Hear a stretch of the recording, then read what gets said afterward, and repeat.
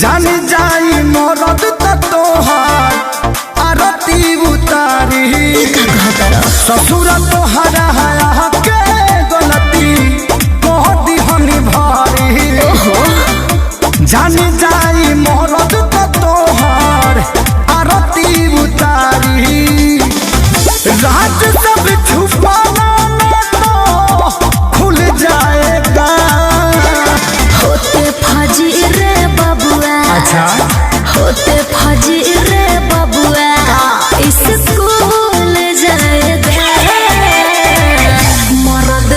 पिया कर साला भूल जाएगा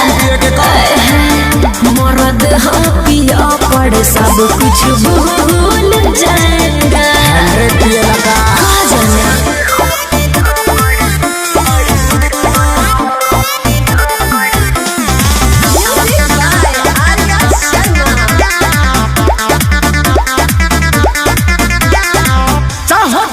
खिए जान कुछ तोहरा होखे बापी बन के न बाप ले जाइब ढोके काहे हो झूठ फिक्र करता रहो बाजनू हो डरता रहो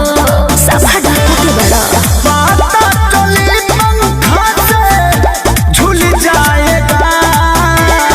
होते फजी रे बबुआ होते फजी रे बबुआ ऐसा भूल जाएगा मरद पिया कर साला भूल जाएगा मरद पिया कर सब कुछ भूल जाएगा पहले देख के शादी ना भइल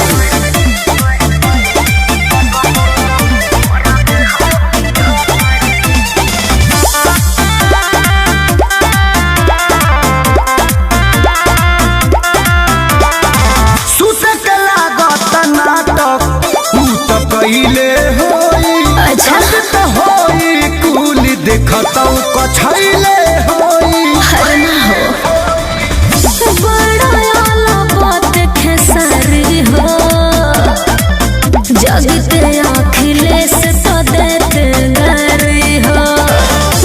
पानी में ढेरा डलबू घुल जाएगा होते फजी रे बबुआ होते फजी रे बबुआ ऐसा भूल जाएगा मरद पिया कर साला भूल जाएगा मरद पिया कर सब कुछ भूल